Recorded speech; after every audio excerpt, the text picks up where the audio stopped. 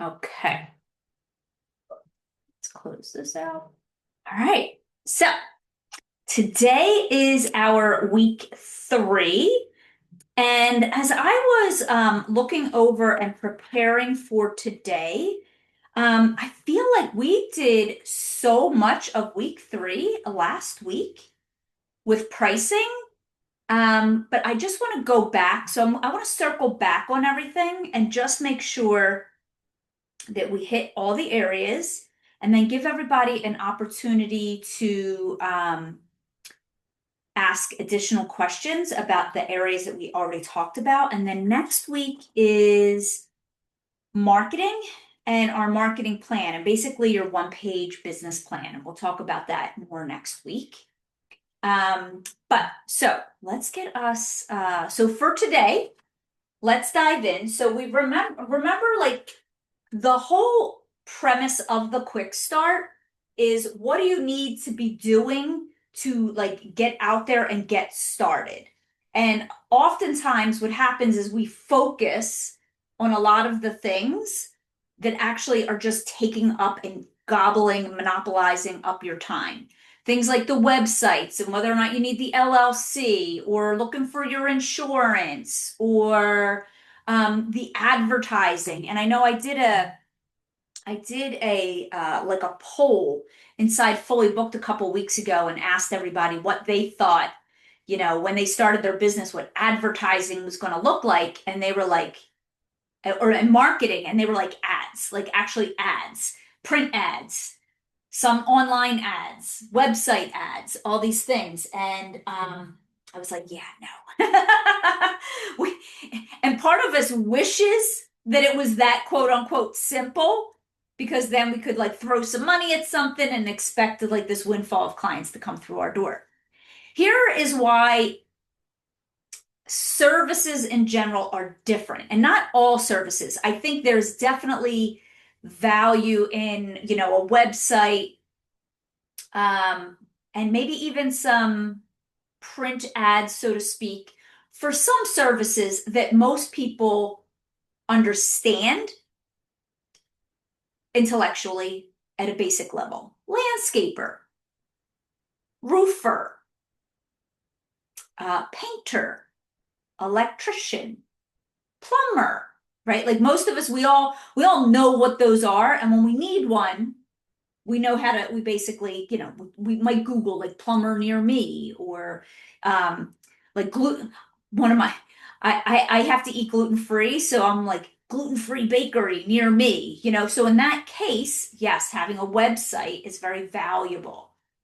But most people are not searching in the Google search bar for concierge, number one, senior concierge, number two, lifestyle management, move managers. Most people, like these terms that we've given ourselves, are often not the things that people are actually seeking when they're doing their searching.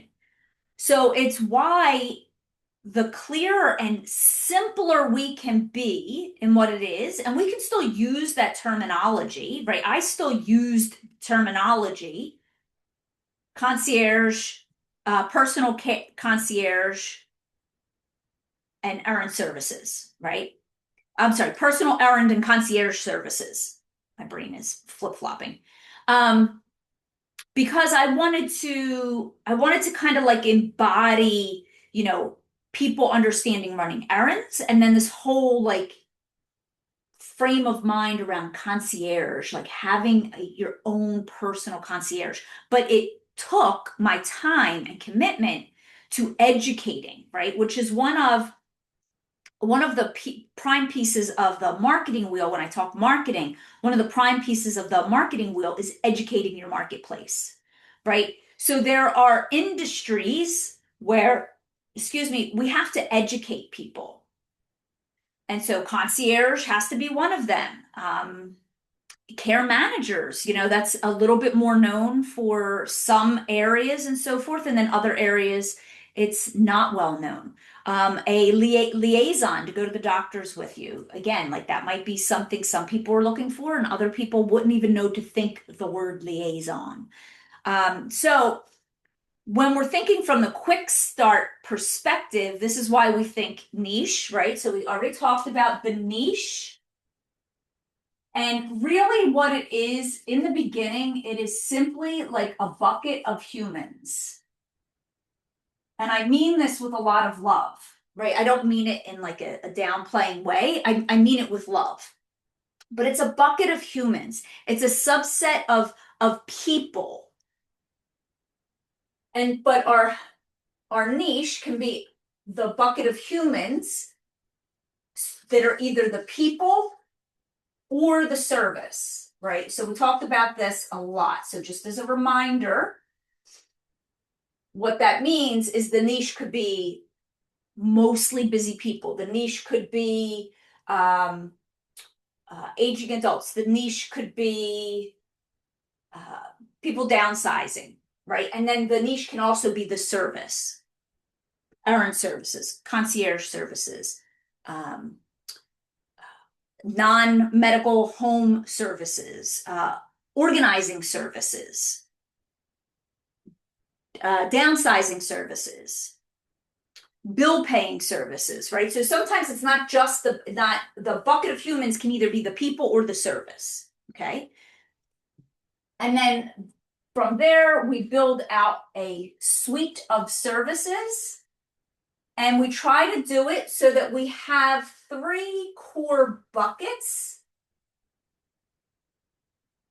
that kind of encompass a combination of things. So I'm just going to put over here like 1 through 5, 1 through 5, 1 through 5.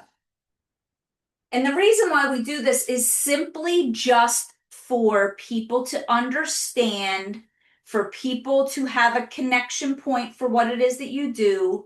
And for what this does is this actually gives you information for your marketing. So if we have bucket 1, again, I'm just putting errands, right? There are certainly more than 1 to 5 types of services under errands, right? We might do groceries and post office and store pickup and liquor store and returns, right? So we're not limiting ourselves. We're just trying to make it simple so that people understand. And the more complex we make any of it, the more complex it just is for other people to understand. Because again, most people who are looking for the types of services that we're all offering is most people are asking friends, family, colleagues, neighbors, communities, Facebook communities. That's where they're usually going to look for a resource. When you think about yourself, where do you generally go and look for resources when you need them? That is a hint to where marketing can be done. And then once we have this, then we have our pricing structure and our business model. And again, the business model is simply how people can hire you. So how they hire you. And the only reason why we do this is so that when your phone rings and people say, I think I need your help, you sound like a confident individual who is also competent. Versus, I'm just over here winging some shit, have no idea what I'm doing, don't know how to charge. I'm just out here willy-nilly, right? So that's why when we have this figured out ahead of time, you just show up more confident. You're like, oh yeah, this is exactly how I charge by the hour, or I charge by the package, or I sell packages.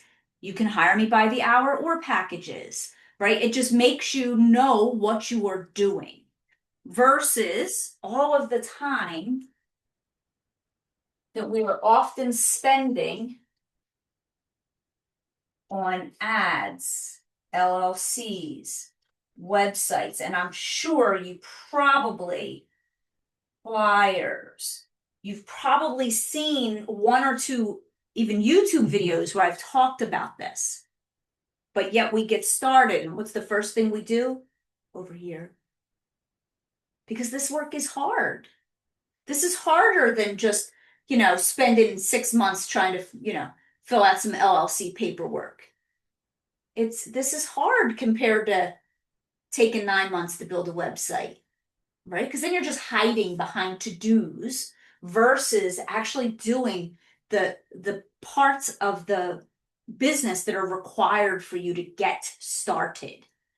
This does not mean that it won't change. This does not mean that you won't maybe shift a couple times. This does not mean that it has to be perfect. What we do is we pick something and then we go out and we start it. Because every next step that you take, you will get information back. You'll talk to 10 people about your business, and in the beginning, 10 people probably won't know what it is. They won't understand. That's okay, because on the 11th time, then somebody's going to understand. But if you're sitting over here and you're like dilly-dallying with all this crap over here, you're never even going to get to those 11 people.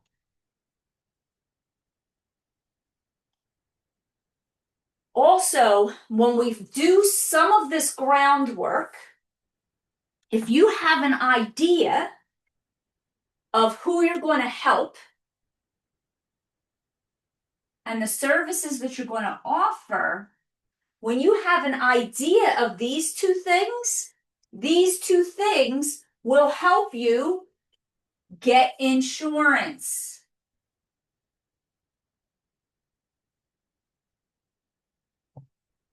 Again, a lot of people will start with trying to get insurance and then you will get the wrong policies.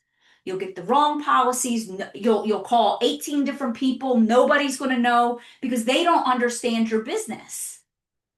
So the more that you can clarify it for people, including insurance brokers, the easier it will be. Not easy. It's still gonna take legwork, but it becomes easier. Which is why oftentimes, especially when you're working with seniors, I talk about different like levels of services, like different tiers of services for seniors. So I like to have people just get out there, right? Just get out there and start. And so the tiers of services, if you have a 1, 2, and a 3 tier, a 1 basically means you're not doing any driving.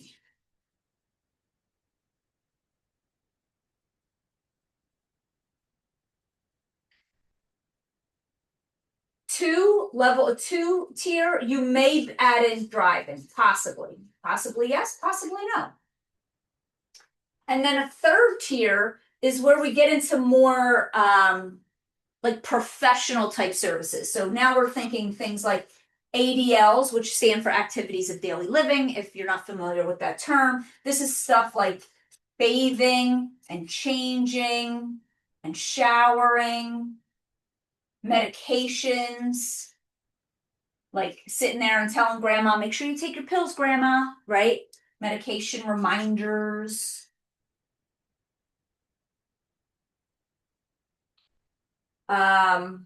If you do things that actually require some kind of certification, those would all be a higher tier.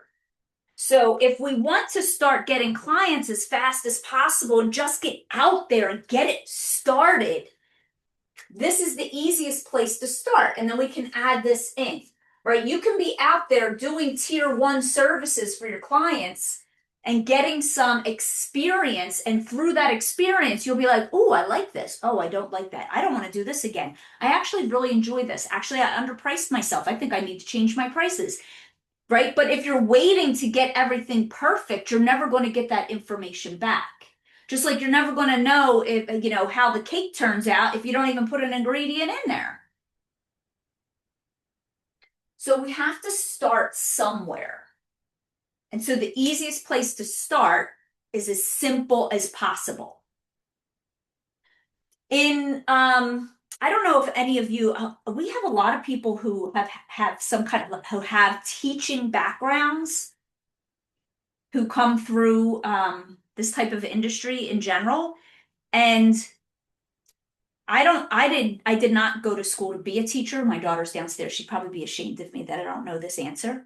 But when I was in nursing and we rolled out what was called a teach back method. It was to try to help our patients be able to basically teach back to us the information we were teaching them, like how to check your blood sugar, how to draw up your own insulin, all the things that normally, the doctor writes on the piece of paper, the nurse runs down the piece of paper, hands it to you, and shoves you out the door on your discharge, and you come back for the same exact problems. Why? Because you left and you didn't understand, right? So part of that whole process was making sure that we never used languaging that was over or above a fourth grade reading level. So if you can even like bring that into your business, think about how many people, right, who understand at a fourth grade reading level. Now, this doesn't mean that you're not going to have, doctorates hire you, and lawyers and accountants that have more initials next to their name than you can think of. But from this perspective, what I'm really trying to drive home here is simpler is better. Simpler is easier. So some of you, I don't know if you know, next week I have a corporate wrapping event that I've been doing since 2019. Some of our corporate wrapping events, when 2020 hit, they shifted and changed. Some of them, the companies got bought out by other companies. Some of the companies ended up closing. But we have one company that I've had again since 2019. It might even be 20. It's actually, I think it's 2018. And so I do these wrapping events for them. But in my marketing, that was never anything that I did as a front end marketing, except for a very small fraction of time. It wasn't like Kelly's errands and concierge and gift wrapping and basket making services, right? I didn't do it that way. It was more of a personal errand and concierge services. Oh, what does that mean? Oh, let me explain it to you, right? Because you just need to have the conversation started. And then when I came up with the idea and I had a conversation with a local business, then once I got that first business, then I was like, oh, okay, how can I market this thing as its own separate entity, even though it was still kind of coming under the umbrella? Making sense? So if we start with the easiest services, we get the clients in the door, and then you can give them the whole shebangy boot. Somebody in the CNC workshop this past week talked about she believes that everything that she does is transformation, right? That whether it's transforming a client's space or transforming their lives. And yes, I get that, right? Like some of us, that's what we're good at. We're good at transformation, making transformational changes in people's lives. Nobody is out there Googling, I am looking for somebody to transform me through my transformational space, right? Even in coaching. So I have coached coaches, and I've been in enough coaching programs that I watch hundreds, if not more, coaches do the same exact thing. They're like, I am your midwife transformation catalyst. And I'm like, who the hell even understands what that means? Like, what are you actually getting at? So again, it's not just this industry, it's all industries. And the easier we can make it for people to understand, the easier it is for you to get out there and start getting a couple clients. Because there is so much knowledge that you will gain and wisdom through those first couple experiences. Okay, so then we talked about our pricing and our business model.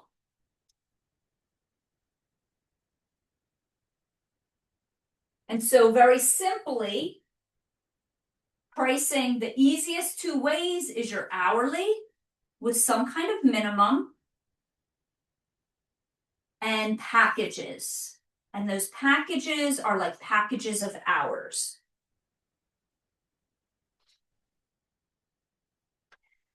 When we talk packages, some people try to overcomplicate the packages. I did it. I totally did it. I was like $67 for 2 errands and one, I don't know, like phone call. I mean, I did all of it because I was reading all the stuff from all these coaches online back in like 2012, how you want to like bury the cost so that they don't actually know what the hourly rate is. And so you want to hide and bury all these things in there. And so I was like, oh, okay, well, how will that happen? So, in the scheme of like running errands for people, how do you do that? So that's what I started trying to figure that out. But the problem with that was that in my marketing, number one, it came out haphazardly. And even if in my brain, if I was like, oh yeah, it makes complete sense. They get 2 requests a month, right? But is that what they get? Do they get 2 requests a month or do they get 2 requests a month that are time limited? Because if you give somebody 2 requests a month in your package and one request is 4 hours and one request is 13 hours, you can't, right? I'm making sense, right? Versus, selling me, here I am selling these 2-hour packages, trying to like make a few bucks faster. All right.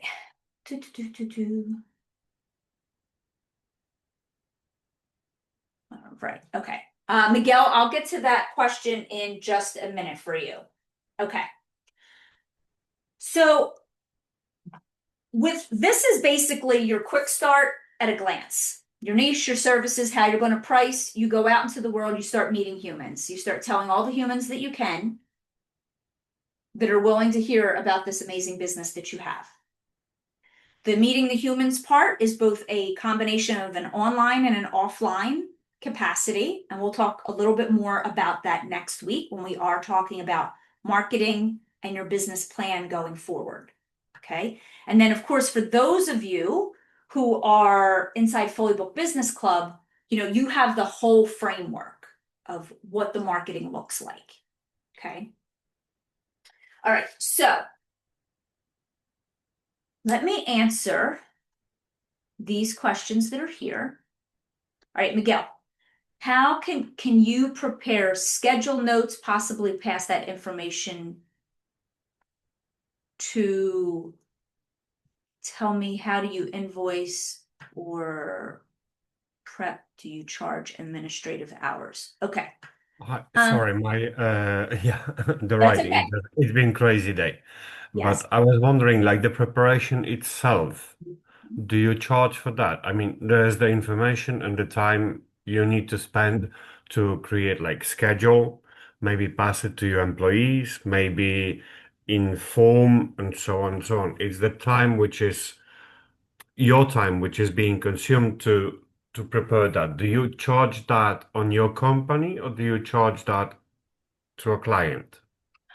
Okay, so what you're saying is, your question is, and correct me if I am wrong, your question is from an administrative perspective on the back end of the business, not the front facing client task time, but on the back end administrative time Yes. of the company, correct? Yes, Okay. exactly what I mean. Okay, no, you do not charge for that. Okay. Yeah, Yeah. right. Why? So you are gonna, so for example, let's say you have a client who is, I'm just gonna make something up. You have a client that has one visit every week they get one visit every week for 3 hours. We'll just, no matter what the client is, right? So we'll just say one visit. And by visit, I just mean that during this block of time, visit, you're going to Mhm. do the things that the client asks you to do, right? So by visit, I don't necessarily mean visiting a senior. It could be you go to your client's house, and while you're there, you pick up the grocery list, you clean out the refrigerator, you change the little tabby things on the bottom of the chairs at the island, and you fold the load of laundry, and you're waiting for the guy to come and give you an estimate for the windows, right? To me, I'm just using the word visit like that. Okay. So let's say you have one visit a week for 3 hours. You are billing for that 3 hours. This is what gets billed to the client.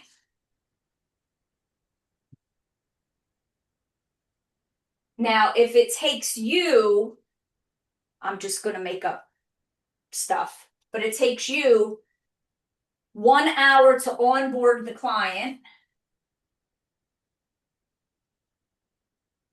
and everything that your onboarding has to do with, so your contracts and put them up. Let's just say at some point you use QuickBooks. In the beginning, you don't even need any of this. You can have like a really simple contract. But you have a contract, a QuickBook. You have to have a phone call with them. Maybe you need to get the garage key or the garage number so you can get in the house, right? So, for example, this is a client that it's two busy people that work outside the home, right? And you're popping in once a week to do stuff for them. So it takes you 1 hour to onboard them, and then it takes you, it's not going to take this long, but for the sake of this question, 1 hour to then prep your team, right? So, and then it takes you 15 minutes every month to bill them. This is all administrative work. This is all business work. It's the cost of doing business through time. So none of this time would be billed to the client. The client's being billed for the work done for the client front-facing work. Does Can I that? ask one more question? Yeah, Sure. yeah, that's very helpful. Because normally concierge companies operate on the idea that if we perform certain tasks for our customer, let's say we booked holidays for them, or we did the grocery shopping, or we spent an hour online doing the Christmas presents for the members of family, whatever it is. Mm-hmm. And uh, normally, from what I've learned and what I've seen around, is that the concierge company would add an extra 10-15% Okay, that is to different. every That is invoice and that purchase. is different. I don't go through that in Quick Start. I go through that inside Fully Booked, but that would be Uh-huh. what I can say to that is yes, you are right. Many concierge type companies will add what they call like a vendor fee. So if you booked, let's say for example, you booked a car service for a client and the car service is $100, you would likely do a 10% fee on top of that $100, and then you would charge the client that car service, the 100 plus your 10% fee, which would be $10. So then you're actually charging the client $110. Yeah, and we in our company, or in my company, we don't do that. We do charge them an actual fee, which was, or the actual invoice, that $100 which you mentioned, but Mhm. we do charge for the time or hourly time which we spend in booking, Oh, that's delivering. but that's different than if they're employees. If they're in-house employees or you are booking external services on behalf of the client. That's different. So if you're booking external services on behalf of the client, you're calling and booking a housekeeper, you're calling and booking a car service, you're calling and making arrangements with the personal chef to come in. You're Mhm. you're you're doing work for the client. Yes, Yeah. that is billable. That's all billable. That's okay. So, Correct. It's different if it's like they are your employees and you're like, okay, we have this client. For example, if you have a cleaning company, let's just say you have just a cleaning company and you have a client come on board and you tell your team, Kelly's our new client. You have to go to her house every 2 weeks and clean for 5 hours. I am paying the cleaning company for you to clean my house. So I'm not, you wouldn't charge the client, me, Kelly, for you to tell your employee who's a part of your business, go clean her house because that is your service, right? It would just be like the same thing. Like I have an HVAC company that comes out twice a year. I actually pay, I don't know how it is in different countries, but we can pay, they'll sell us a annual service charge, right? So mhm. let's say they come in, they're like, oh, you have three separate zones, blah, blah, blah. It's going to cost you, $400 for 1 year for us to come out 2 times a year, once in the spring, once in the fall, to do a maintenance check, right? So if I have Mhm. that company and I'm paying that fee, but they're not going to charge me that they're now calling their worker and telling their worker to come in and do it for me. Does it make sense? Yeah, My, yeah, it does. Thank you very much. okay, okay. Thank you. You're welcome. All right. Okay, Carla, I'm planning to not use the concierge for my business. Perfect. Rather private nursing care. Perfect. The word private to me says self-pay, not paid by insurance and nursing care to make my service easier to understand. I love that. Yep. I provide private nursing care. I mean, even in concierge services, people have asked me, do you take insurance? And there are, Katie, who's one of our fully booked members, and then she's in 100K. She actually takes some forms of insurance through, I think it's oh crud, my brain is blanking on the oh my goodness, what's the insurance called? It'll come to me. But she takes the insurance, but she's got to go through a whole bunch of paperwork and rigmarole to do that. I personally was just somebody who just never wanted to deal with that bureaucracy. I didn't want to get my hands into anything that was quote unquote insurance related. That was my personal opinion because to me that was more tier one than this higher tiered stuff because for some insurance companies, you have to have specific reporting. So you just have to think about like I'm somebody who's like easiest barrier to entry. Long-term care insurance. Thank you. That's what it was. Yeah. So she takes some long-term care insurance, but they get like the family has to go through all the hard work of getting it approved, and then she has to file and submit certain stuff for that. So, but yes. So even if people will still say to you, do you take insurance? And then you just simply say, I am a self-pay only service. And that's it. Which is why making that decision ahead of time is so valuable. Because then if you don't even think about it, and then somebody asks you, sometimes you can get caught off guard. Um, Alejandra, do you recommend pricing or packages each tier depending on the amount of visits per week, or do you charge based on something else? So simply putting, and Alejandra, I don't know if you're going to in fully booked with us or not. I think it's like 8-part module inside fully booked that goes much deeper than this in pricing and in billing. The same with things like taking credit cards, credit card processing fees. If you're buying stuff on behalf of your clients, how do you handle that? I go into like the more complex ways and the simpler ways. But That being said, what I can say is if you have ideally what you want to do is know that you have a simple hourly rate. And then you also sell your packages is basically just a bulk of your hours that you're just going to get paid up front.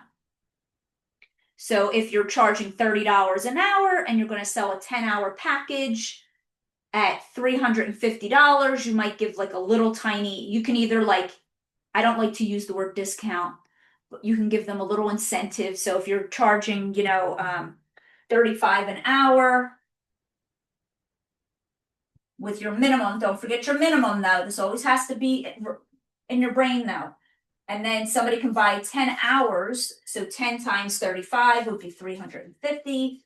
So you can do an incentive and you could do it, and it doesn't matter. It's completely a personal choice. You could do 10 hours for 330, right? I'm just literally making up a number. Or you can do like 10-hour package at 350 and you'll get, again, I'm just making it up, like 1 hour or 2 hours for free. Right? So for example, I opened 6 one-to-one spots in 2026 for some of the people that I've worked with before who want to do one-to-one with me. And it was very simple. It was $3,000 for 10 sessions with me over the course of the year, but pay in full and you got 2 sessions for free. So it was very simple, right? It's 3,000 no matter what. You can go on a payment plan and you're going to get your 10 sessions.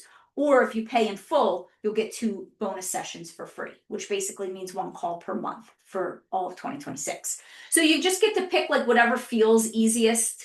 There's no right or wrong with this, but you're just basically selling a bulk of hours up front. And then you like kind of basically you do math and you just chip away at that package, right? If you want to know what kind of software, what kind of software I used for the longest time, this software right here, it's called an index card. It's exactly how I tracked my clients for forever. I would have Brian on the top. He would buy a 20-hour package. I put 20 hours. I would go run errands on Tuesday. I would write the date. What's today? Today's 12/9. Let's say it took me 4 hours. I would come over to the 20. I would put -4. He's got 16 hours left, right? Because I was overwhelmed by all of the choices that were available out there that could track my hours for me. I needed it to be super simple. My brain doesn't do a lot of technology. My brain is very different now using technology because I've been in business now for 15 years. So I've learned a bit about technology, and there are still things that I still do on good old-fashioned paper just because my brain works better this way. I write shit down.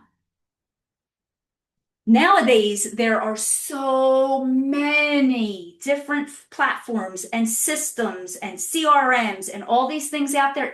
You can go down that rabbit hole for months and months and months trying to find the perfect one. And all that time, what are we doing? We're delaying going out talking about our business, and it's 9 months later and we're trying to pick out a CRM and you have no clients. You don't need a CRM if you don't have clients, right?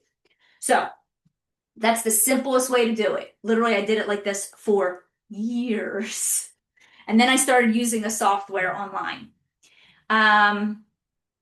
Okay, let's see. Got some good questions for me today. All right. Okay. So, and back to your question, Alejandra, the other thing I would say is, so you're like, well, what do I sell them, right? Do I sell them hourly or do I sell them the package? And so that happens when you have the conversation with them. When you have the sales conversation, somebody says, hey, my neighbor told me to call you. I need help with XYZ. And you're like, oh yeah, let's have a conversation, right? That's what a sales call is. A sales call, don't use these stupid scripts that people sell online.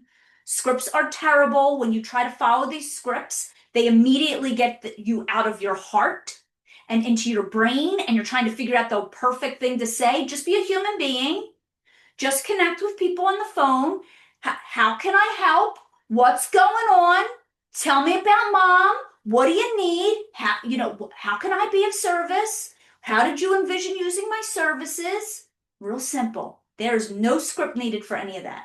And then when the person says, well, this is what listening for, right? Like, oh, I'm not sure if I need somebody regular, but my mom needs some help, right? In that case, you're like, oh, no problem. I offer services, these are things I can do, these are things that I offer. Um, my hour, I have an easy, simple hourly rate with a 2 hour minimum, right? Versus somebody else, you have the same conversation and they're like, oh, yeah, I think she might need like 1 or 2 visits a week. I can see probably needing help on a regular basis. So when people say things like regular basis, that's more of like a package, right? So it's like we just have to fine tune ourselves to think about what they need, not what we want to sell them. Which is why I don't teach membership models until a little later on, because in membership models, oftentimes what we accidentally do is we try to sell a higher membership because we want to make money, right? Let's be honest. We're all human beings. We all want to bring some cash flow in. And we're like, oh, let me sell this $1,000 a month membership. But if there's somebody who's only going to need like 1 or 2 things a month, you're totally overselling them, right? Have you ever gone and bought like a used car? Right? You don't want to have that experience where you go to buy a car and they're like, oh, do you want the extended warranty? And you need the this and you need the that and you need the mats and you need the that and you need the that. And the next thing you know, you walk out of there and you feel like you've been taken advantage of. I don't ever want to do that to people, right? So that's why when we just have conversations with people, we figure out what they need and we offer them what they need. As long as it's in alignment with what we want to do and what our business model is being set up to do, right? So if they say, oh, I need help for my mom once a week, but she needs help getting in and out of the shower, and that's not something you do, then you just simply say, I would love to help, except I don't have, that's not something I offer.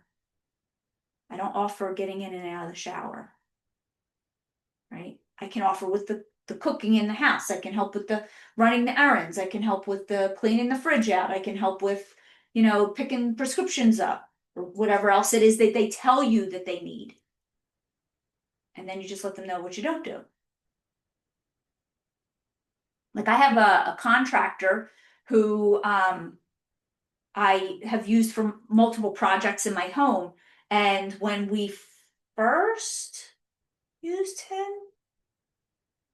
I think it was when we first used him, he had originally, no. He had told us he used to, because we did like a kitchen overhaul where we went quote to the studs. So he had to put up all new drywall and then do the tape and the mucking and the taping and the sanding and the painting and all those things. And he had told me, he said, I used to do that, but we don't do that anymore. I bring in guys to do that. But that fee and everything, as like Miguel was asking, the question he was asking, that so when he gives me a price for a project, it's all in the project, my contractor, right? My contractor doesn't say it's going to take me 22 and a half hours. It's cost this much for materials. I have to bring the guy in to do the muck and tape and put the walls up, the painter, right? Like all the stuff. Like he doesn't line item that down. He's just like, oh, the kitchen, it's XYZ thousands of dollars, and this is what it's going to include. And then if it takes him 22 hours or it takes him 82 hours is irrelevant, right? So if he takes a 4 hour lunch break, it doesn't matter to me because I'm paying for the project to be completed. All right. Miguel, I have an extra insurance for all staff members, damages, anything else. I learned that clients can accuse about many things. Yeah, I mean, yes, that's true. They can. I also like to call me foolish. But I like to think of the good in people, right? Yes. Do I want to have the insurances to do the protections? 100%. Absolutely. I was updating earlier today. I had to update our contracts for 100K Club, right? So I'm working on contracts. And there's a clause in there about not paying, you know, your payment plan. I have to have it in there. But It's part of doing business. It's part of the contract policy. And simultaneously, I am holding the hope and the belief that I will never have to lean on that. Right. So it's like we know it's there, and we're also going to just have more faith in humanity. Carla, should the packages have price incentives so the client saves some money? Yeah, so I think I ran through that there with you. Victoria, I just had 3 networking meetings this week and turned down 2 gigs that were things that I don't do category. So proud of yourself. Yes, yes. And because you knew those ahead of time, it probably made it easier for you to just be like, oh, thank you so much. But yeah, no. Right? And now it just like even knowing what you won't do and saying no just gives you so much more confidence. And then it just helps other people also understand what it is that you do and you don't do. So that when the referrals come in, we get more of the referrals that we want versus the referrals that we don't want. Also, could I just add something? Yes, of course. The third person that I talked to is the executive director of an arts organization for people with dementia. I'm an artist and I just took down my art show that was up there for the last 8 weeks. And so I had made a little flyer and I brought it in to show to him. And he looked at it and he's like, man, I could use you to do all these things. Now, that is not typically my person. I mean, he's not a senior, but that's okay with me. Yeah. And I think that he might turn into a client down the road. And he also offered me to do like a different little art thing, like art and Reiki thing at the foundation. So that was very cool. But I was so happy about, I don't do pet sitting. Mm-hmm. I do not do complex care management, Mm-hmm. period. And Yes. it was just so nice to know that and say that. I just felt so good. I mean, Really so cool. we have got to celebrate all of the wins. Every little win along the way is and should be a celebration. I am somebody that wants to celebrate everything. Okay, let's see. Okay, that was yours. All right, awesome. All right, so we have 10 more minutes. If anybody else has any other questions about what we've talked about so far, or if anybody needs to like, they just want to like wing it by me, like run it by, ask me for feedback, this would be a really good time to do that. I really wish I had my water in here. I don't. That's okay. We have some people on here who haven't shared yet.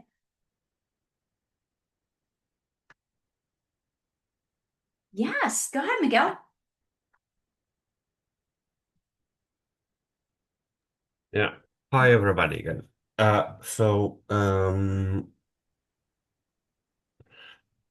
got a complex situation which I do not know how to solve. Okay. Uh, Does I this have a is this customer. is this in relation to anything that we've talked about the past 3 weeks? Yes, absolutely. It's Okay. about one of our customers, and we spoke last week that a lot of the customers which I get is via dead phone or, people talking to people. Hmm. And for this particular person, we did over the past 5 years, 4 years, something like that, 10 events, like private parties and things like that. Hmm. And what happened was we had an event for that person last Saturday, and everything was going great. Everything went great until till we left the property where we did perform the tasks and everything we've been asked for. Everything was awesome till Sunday morning. On Sunday morning, we received a message, which was that, well, your uh, services will never ever be required again. We don't want you to come, and so on and so on. Without explanation, what actually happened. Mhm. So now we're in the situation where we need to figure out what happened, what tip, I don't know, not tip off the client, that's the wrong word, but what made the client angry, what he is angry about, Mhm. but he specifically said that I don't want to talk about it anymore. Mhm. Mhm.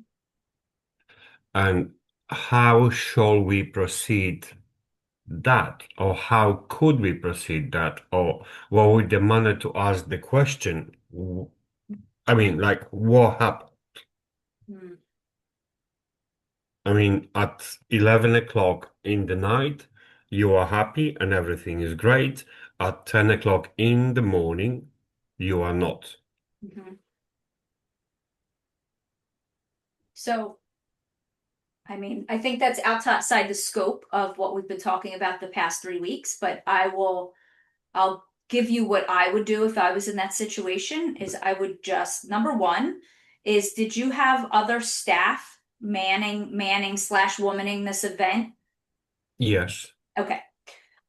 So have you asked the other staff if anything yes, and yes, I did. nobody has anything to say? Nobody can say anything that would indicate that there was something wrong. Right. Okay. So then your only options really are to go back to the client and just tell them again that you would love the opportunity to just hear from them what transpired so that you can do, your own due diligence. And then if they refuse to, I mean, then they refuse to. Yeah, and here is my point is that okay, I this client is the person I we do serve as a company Mhm. as of I don't know, goodness of our heart, whatever you're gonna call it, whatever we're gonna call it. So if we go to the points which are on the board behind you, I mean, we do serve him 10 hours a year. 10 Let's say like hours that. a year. A year, 10 hours a year. But he provides me the clients, Mhm. which we perform services 100 hours a month. Mhm. And that's where it's tricky Mm. because if we lose him, then he can start to go and bad mouthing or do yeah a lot of possible things to make sure that it doesn't work. Yeah. And we Well, this is one of those situations where number one, I would go back again. I would just go back to him exactly as I explained. And then here's the thing. We can't control other people and other people's decisions. And so if this person's going to badmouth you, they're going to badmouth you just because they're going to, whether they had a reason to or not. And if they are going to badmouth you, it's because they have some other situation going on the side here that oh yeah they're just yeah not being forthcoming with. And so then it comes down to, well, is that the person that I really want to be in a relationship with, a business relationship with long term anyway, from the perspective of collaboration? Is this a collaborative, like, is this a mutually beneficially collaborative experience that also feels good, or does it feel like one party trying to control another? And there are well just some things I would think about. the actual event which we did if I just may sorry for taking everybody's time and so on and so on Yeah, I but, am going to need you to wrap this one up just a little bit for me. yeah Go ahead. uh, actually the whole event which we performed for him Mhm. was a gift from our company. He will not be charged For any absolutely of it. anything for it. Yeah. And this is So there's even more something, surprising, yes, even it more is surprising. surprising about getting that kind of a feedback the next day. Yes. So I would again just go back and say I would really love the opportunity to understand Mm. what this, what this is about. Yeah, And right, then, and right. then Thank you very much. they Thank either you for do or your they time. either do or they don't. I had a situation many years ago. I had a client, and what's funny is I took her on. She was somebody I knew. She was an HR, she ran an HR company. And I met her through all the networking and stuff. And we like hit it off from a conversational perspective. And I could always see her becoming a client, which is where we get ourselves in trouble. As soon as we start thinking, it's hard because you want to help people and then sometimes they don't want to help themselves. And she was never, she never took me up on any offers, so to speak. And then one day she reached out and said that she was moving and she was overwhelmed and there's one thing she couldn't get to. Could I do that for her? And this is when I was still doing hourly clients. So I was like, yeah, absolutely. So in essence, what she wanted me to do was she wanted me to reach out and get her quotes for a moving company and Mhm. have them come into her home and give quotes. So I did my due diligence when it comes to using other vendors, and I gave her three different moving companies and told her to pick. Okay, this is how you protect yourselves. So I Yes. gave her three moving companies to choose from. I interviewed more than that, and I gave her two. I narrowed it down. I was like, this is not like whatever it wasn't in alignment with what she wanted. So I was like, okay, I've narrowed it down to these two. Do you want to meet them in person? Yes, I want to meet them in person, yada yada. So her to be husband was going to meet them at the house, yada yada. Long story short, they hire company X.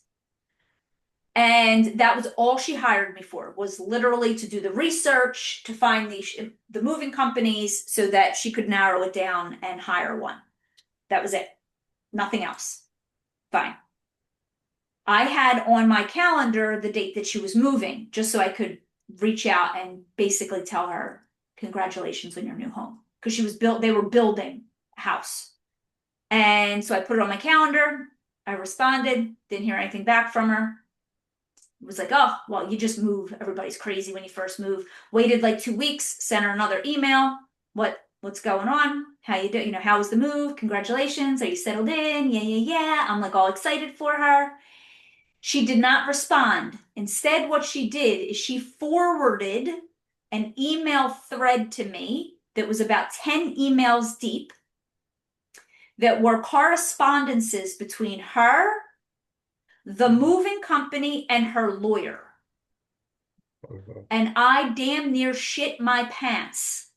Literally. I was like, because again, what do they say? Wet under the collar. I don't know what it is. I was new. I was like newer, right? So I was probably maybe 2 years into my business. So I had never had an experience like this before. And she didn't even say, this is what I'm dealing with, or I had a situation. She literally just forwarded this complex email conversation. In essence, what I had found out through the thread was that she built the new house. The new house had stain done on their floors, right? Staining the floors because it's brand new wood, brand new stain, yada yada. Moving company came in, put down cardboard onto the floor to quote unquote protect the floor. Seems reasonable enough. However, the staining on the floor was not completely dry. And then when said moving company came and moved and yada yada and go and take up the cardboard, it ripped up the stain off the floors, and then they had to get the lawyer involved to get them to come and fix it and yada yada yada yada. And I will tell you, it ate at me for months. Ate at me. I was losing sleep over it. I ran it over and over and over again in my head. What did I do? How could I do it better? What did I do? And all I could honestly come back with was I didn't do anything wrong. I gave her these options, which then I'm like, whoo, good on you, kid. Good on you. You made her choose versus saying, this is who I would use, or I will hire this company for you. I gave her two that I had vetted as far as did they have As certificate possible, yeah. insurance on file, all the yada yada yada, and let her choose. She chose, something bad went wrong. And then she never said anything to me again after that. And I just had to just be like, okay. She was Uh, angry. She gets to be angry. And she doesn't have to be angry with me, but that's her choice. And I can't control her. I can't control the outcome. I can't control how she treats me moving forward. And then I can either worry that she's going to badmouth me or just trust that everything will work out. And I just trusted everything will work out and I moved on and that was it. So, in this okay. particular situation you're bringing, I've been in this situation exactly. I had a customer moving from Sweden to Switzerland. I've Mhm. been there. We gave him options, we gave him solutions, and so on and so on. It ended up at the end, it ended up terribly. I mean, the company, we gave him five different companies to do the moving. It ended with some of his most the valuables which he had. They had only like they didn't have the money value to it, but they had the heritage value to it. Mm. And those were the actual which got broken. Uh, But by giving him the options, and this is sorry if I'm entering your course of field, but giving options to the client, not one, not two, but three, four, five yeah. customers or possibilities, and Yep. making him choose is the way to do it. Because Yes. if And you making sure that recommend they're anybody, insured and you, yep, yeah, absolutely. You got yeah. it, If you Miguel. recommend one and then something goes wrong, Yeah. you will be And the guilty one. and I also want to say, look, that situation, like as somebody who's brand new, right? So some of you here, you don't even have a client yet, right? Don't let those experiences scare you. That's like one out of in business for 15 years, right? I have a Yeah. handful, maybe a handful and a half of quote unquote experiences that I would have rather, they weren't like terrible, right? But they were experiences that I would have obviously rather not had.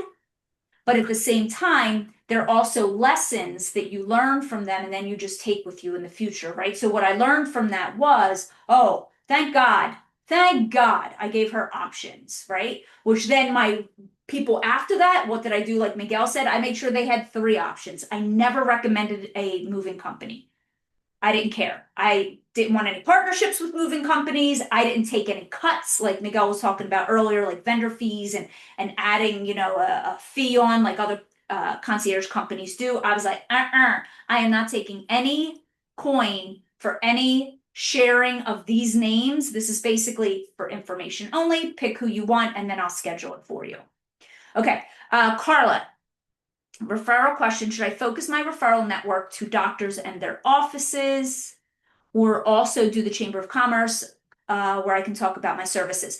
This is a great question, Carla, and you are in Fully Booked Business Club, so we're going to do this during our business planning retreat in January, okay? So I'm going to ask you to just like put a pin in it for now. Number one, just put a pin in it because there's like I could teach coach on this for like the next 45 minutes. So just put a pin in it for now. Number two, I would go in if you haven't watched it yet, because I know you just came in last week.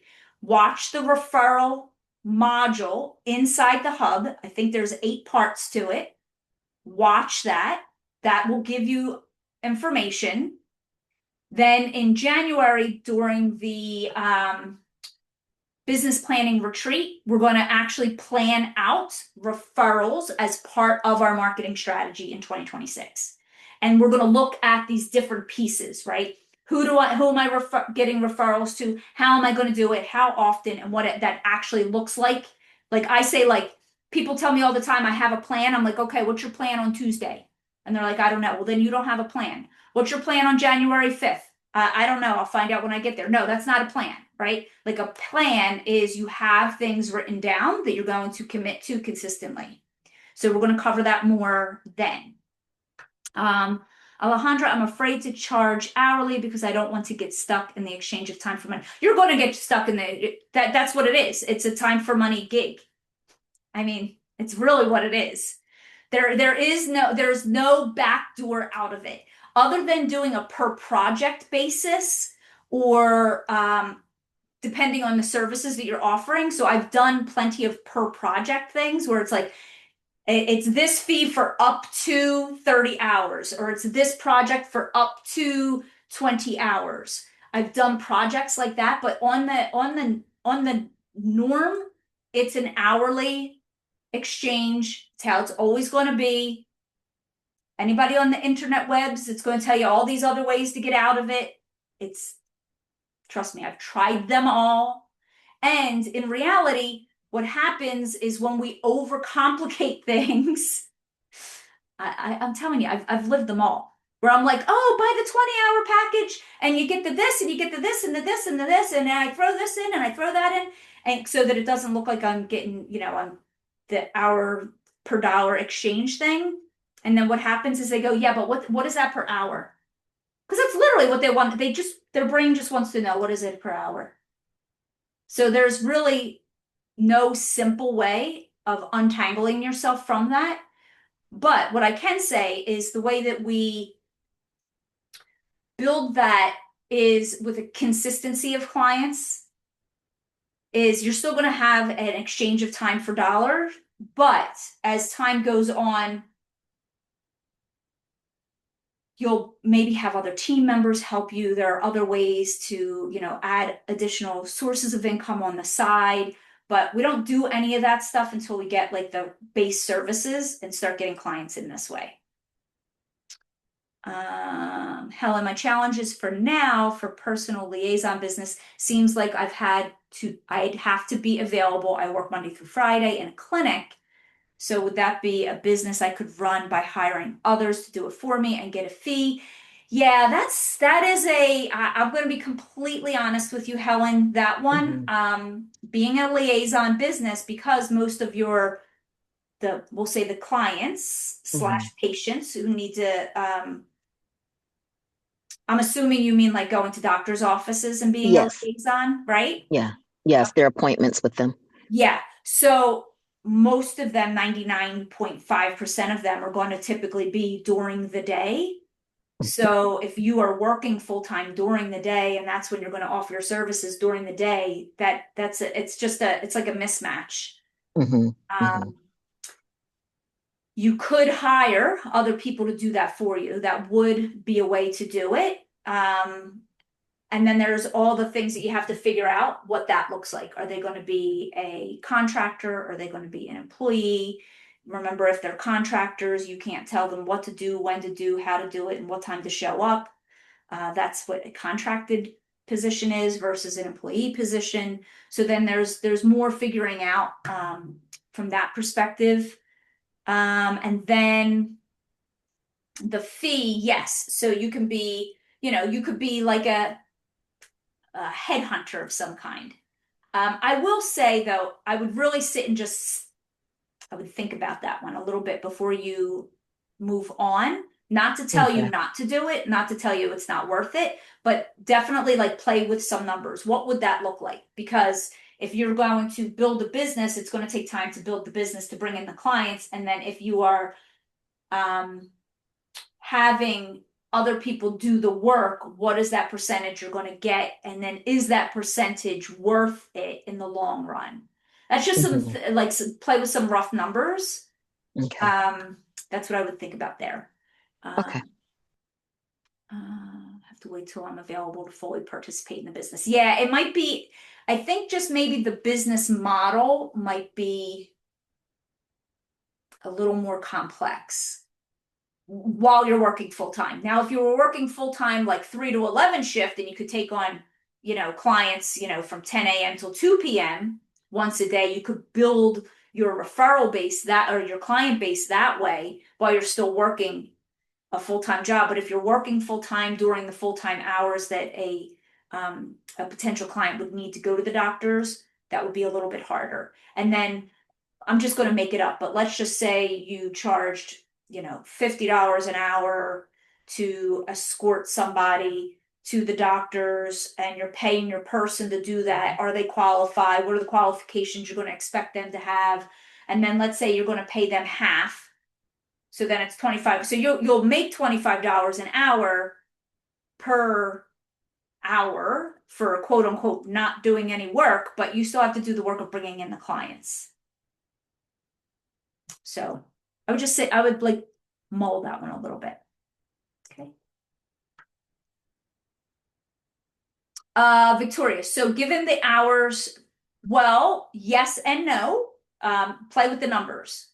So somebody in Fully Booked, she just reported she made 60K last year, which for a lot of people, 60K is a really lovely living. And she's not working full-time hours. And then I said, well, what do you want to see yourself do next year? Because she knows in her heart of hearts, she does not want to hire anybody. She just knows that like for now, right now, she doesn't want to hire anybody. She just wants it to be her. So ideally what she wants to do is make 75. So then when we looked at it and we recalculated it, like she can make 75 a year, no problem. She just has to stop charging her first 3 clients $32 an hour when she's really billing 45 now, and then she might need to do a pricing increase midway through the year and go to 55 an hour. So yes, is there going to be a ceiling? There will be a ceiling, but that ceiling is usually pretty good. Like you can make 60, 80, even 100K depending on the services that you offer as a solo business owner who still has flexibility and quote unquote control over their schedule and their calendar. And plus, as a business owner, you get to take business expenses. I don't know how it is in other countries, but in the US, we always be trying to run our business expenses. Thank you. Yep. You're so welcome. All right. So I am going to have to wrap it up. Is there anybody on here who has not had a chance to ask a question yet? Who wants to ask a question?